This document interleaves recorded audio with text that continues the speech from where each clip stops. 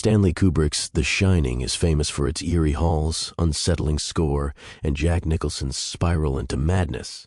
But there's one scene that's both unintentionally hilarious and historically revealing. Wendy Torrance, played by Shelley Duvall, casually offers her child's doctor a cigarette in the middle of what should be a serious post-trauma evaluation. What's funnier is that Wendy doesn't even seem to think twice about it. She's puffing away, essentially blowing smoke in the face of a woman whose entire job is to care for children, and when the doctor politely declines, Wendy acts as though turning down a cigarette is more shocking than her son's blackout.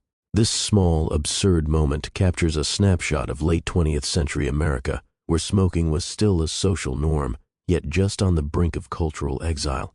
It's as if Wendy is clinging to the last wisps of an era where cigarettes were king, even as the smoke begins to dissipate. For those of us old enough to remember the days of smoking sections on airplanes, Wendy's casual puffing might trigger some painful nostalgia. I can still picture it. Half the plane was non-smoking, while the other half was a smog-filled purgatory, as though secondhand smoke politely obeyed invisible borders. Bars and restaurants were no better. You'd go out for a drink and come home smelling like you'd rolled around in an ashtray, your eyes burning as though you'd been pepper sprayed. Back then, smoking wasn't just tolerated, it was encouraged. It was a cultural mainstay, an icebreaker, a prop for anyone who wanted to look mysterious, rebellious, or just plain cool. Wendy's offer of a cigarette in The Shining is a time capsule of this mindset. Tobacco as a social lubricant, even in the middle of a conversation about a child possibly losing his mind. The doctor turning it down was less about health consciousness and more like saying, "I'm working, maybe later." But Wendy's cigarette isn't just a relic of bygone social habits. It's a reminder of tobacco's foundational role in American history. Tobacco wasn't just a crop, it was the crop that fueled the rise of the American colonies. In the early 1600s, when the Jamestown settlers realized they were terrible at finding gold but pretty good at growing plants, tobacco became their saving grace. Suddenly, the economy of the fledgling colonies was built on smoke, literally. Tobacco was the first great cash crop, exported to Europe in staggering quantities and creating unimaginable wealth for colonial elites. Of course, it also created unimaginable suffering, as this wealth was built on the backs of enslaved Africans forced to cultivate the crop under brutal conditions. The rise of tobacco wasn't just an economic triumph, it was a moral tragedy, one that linked America's prosperity to exploitation from its very beginning. Fast forward a few centuries, and tobacco's place in American culture evolved from economic linchpin to psychological crutch. By the mid-20th century, cigarettes were as American as apple pie. They were marketed as glamorous, sophisticated, and even healthy.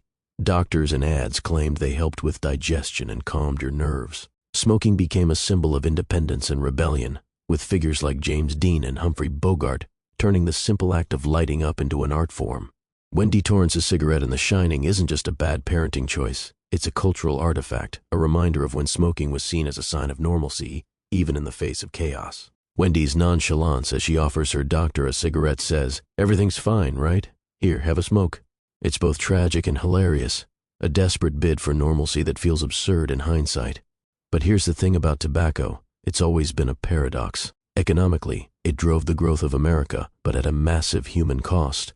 Psychologically, it was sold as a symbol of independence and freedom, even as it literally enslaved its users with addiction. By the 1980s, when The Shining was released, the tobacco industry was beginning to lose its iron grip on American culture. The Surgeon General's warnings were unavoidable, lawsuits were piling up, and people were starting to notice that their cool friends were coughing up a lung every morning. Smoking was no longer the glamorous habit it once was. It was becoming a dirty little secret, banished to the fringes of polite society. Wendy's cigarette, then, is both a last gasp of the old order and an unintentional commentary on how deeply ingrained tobacco was in the American psyche. The psychological role of tobacco in America mirrors the larger themes of The Shining. Just as Jack Torrance is haunted by the ghosts of the Overlook Hotel, manifestations of a violent, oppressive past, America is haunted by the specter of tobacco. For centuries, it was both a source of pride and destruction, prosperity and exploitation. Wendy's cigarette becomes a metaphor for this duality. She smokes to calm her nerves, to mask her fear, to maintain a facade of control. But beneath the surface, everything is falling apart. Her husband is unraveling, her child is seeing rivers of blood, and she's stuck in a snowbound hotel with a ghost bartender who's probably chain-smoking off-screen. By the time Wendy lights up in front of the doctor, we can laugh at the absurdity of it all, but we can also see how tobacco weaves through the fabric of American history. from its colonial roots to its cultural peak to its slow, painful exile. And just like Wendy's cigarette, the legacy of tobacco lingers long after the smoke has cleared. It's there in the shadows, a reminder of the contradictions that define us, the desire for freedom, and the chains we willingly shackle ourselves with. The need for comfort even at the cost of our own health, and the hilarity of offering someone a cigarette in the middle of a medical crisis. So the next time you watch The Shining and see Wendy puffing away, don't just laugh, though by all means laugh. Think about how that little plume of smoke connects her to centuries of American history, economy, and psychology. And maybe light a candle for all those poor souls who had to sit in the smoking section of airplanes. Or better yet, light a cigarette. Just don't tell the doctor.